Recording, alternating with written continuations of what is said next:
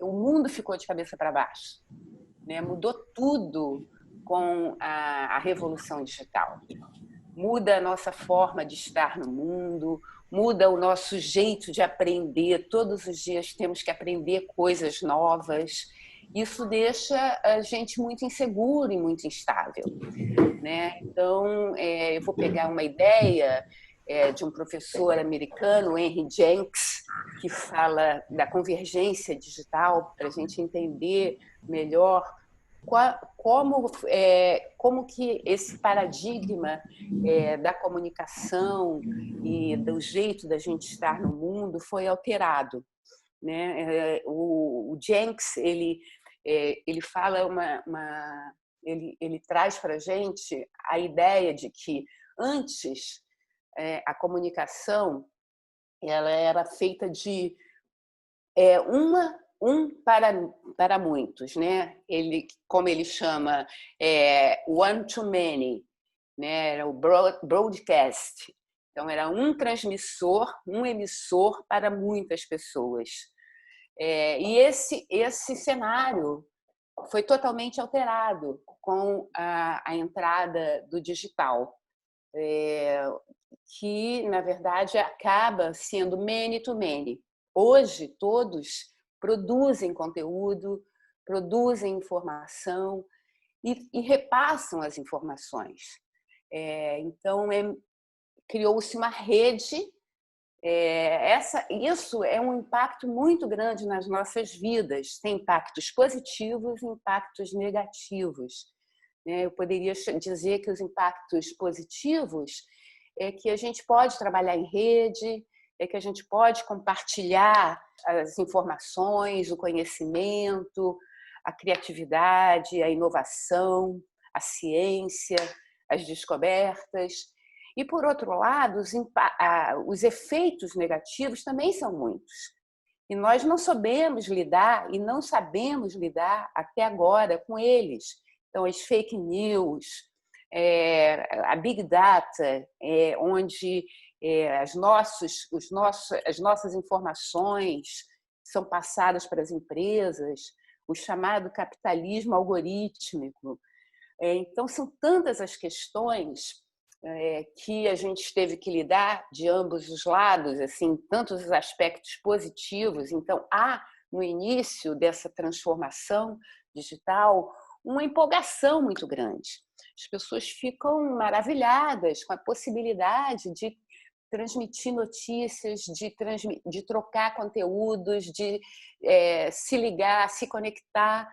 Mas, por outro lado, há também esses aspectos que nós não reparávamos e não notamos no início dessa transformação. Tem um outro filósofo francês, o Pierre Lévy, que traz um aspecto bastante positivo que ele chamou de inteligência coletiva. O digital permite que a gente troque ideias, que a gente avance no conhecimento e nas soluções para as questões que nos atingem de uma forma coletiva. Eu tenho acesso a uma grande quantidade de informação e, a partir dali, eu vou construindo camadas e fazendo uma nova e descobrindo e avançando nas soluções e nas investigações. Por outro lado, tem o sociólogo espanhol, o Castel, que previu já ainda no século passado os impactos negativos dessa revolução. Ele chamou de sociedade da informação. Nós estamos nesse momento em que o fato não existe mais. Então, como a publicidade lida com essa questão, né? E o jornalismo e a comunicação, se o fato não existe mais. O que existe são as narrativas. Como prevalecer a minha narrativa em relação à narrativa do outro. Então, são transformações muito, muito grandes e poderosas e que a gente não está acostumado a lidar com elas. Estamos aprendendo a cada dia. Isso também gera uma angústia, porque a gente não sabe aonde nós vamos chegar. Eu diria que há uma questão muito interessante em relação à publicidade, ao design, a chamada economia criativa, né? Onde a gente pode reunir todo o valor dessas atividades, né? Então, do design, da publicidade, da moda, tudo que é inventado, tudo que é invenção. Então, a possibilidade da economia criativa se fortalecer e as pessoas trabalharem em rede, produzirem em rede, é muito forte e é muito interessante. Nós podemos falar também da solidariedade que o digital proporcionou, de levantar algumas bandeiras, dos grupos ativistas que trabalham muito bem com o digital, das questões ambientais também que foram favorecidas. Então, tem alguns grupos e alguns perfis no Facebook ou no Instagram que eu poderia citar, como, por exemplo, a Comida Invisível, que busca trabalhar a questão do desperdício, de aproveitamento de comida, de levar comida para quem não tem. Outra ideia muito boa somos todos viajantes, que tem um trabalho com as escolas primárias e as primeiras escolas, que é para redução do plástico, faz um cruzamento com a educação. Então, ao mesmo tempo que aquilo vira tema, vamos eliminar o plástico. É um programa que é associado à ONU. Toda a agenda de 2030 é estipulada pela ONU, que traz os ODS, os Objetivos de Desenvolvimento Sustentáveis.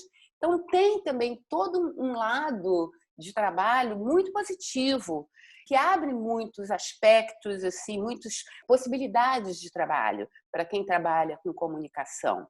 Agora, é tudo muito novo, tudo a gente tem que estudar muito e ver como é que vai atuar. Também os financiamentos coletivos, essas transformações todas são bastante... Nós estamos lidando, vivendo com elas agora. Muitas vezes a gente não sabe como fazer, por que fazer, que caminho que a gente está seguindo, porque, na verdade, a gente está construindo, entendendo como é que acontece e seguindo, e vivendo. Há também uma exaustão da informação, um excesso de informação que nos exaure. Ficamos inteiramente, porque a vida ela virou ela ficou igual, assim, são dois mundos que se fundiram. Não existe mais o mundo online e o offline. É tudo junto, o tempo inteiro está todo mundo conectado. Então, isso altera a cultura, altera a forma da gente se relacionar. Então, quer dizer, são transformações muito grandes, são impactos muito grandes, e a gente repara que as pessoas estão muito apavoradas. Num primeiro momento, ficaram deslumbradas com a possibilidade de se conectar e de produzir conteúdos e de trocar, mas, por outro lado, elas ficam apavoradas, porque todos os dias temos que aprender algo novo. Todos os dias temos que lidar com uma ferramenta nova. E se a gente não aprende, a gente fica fora, né? E a gente não segue o curso da sociedade como um todo. Então, todo mundo o tempo inteiro se ajudando, mas a gente também não sabe aonde vai chegar. Como essa coisa juntou, né? O publicitário ele não é mais só publicitário, né? Ele é um profissional ou uma profissional de comunicação. Ele se misturou com o design, ele se misturou, ele faz realmente parte desse mundo da economia criativa. Ele é também um produtor de conteúdos para filmes, ele pode escrever um roteiro para uma marca, para contar uma história de uma marca, para construindo uma narrativa. ele precisa de muitas habilidades, mas a principal delas é o mundo das ideias. É ele descobrir, é a capacidade da pessoa descobrir qual é a ideia, de que maneira que eu vou tratar aquela ideia. Então, ter o domínio das linguagens, da linguagem audiovisual, da linguagem visual e da linguagem textual.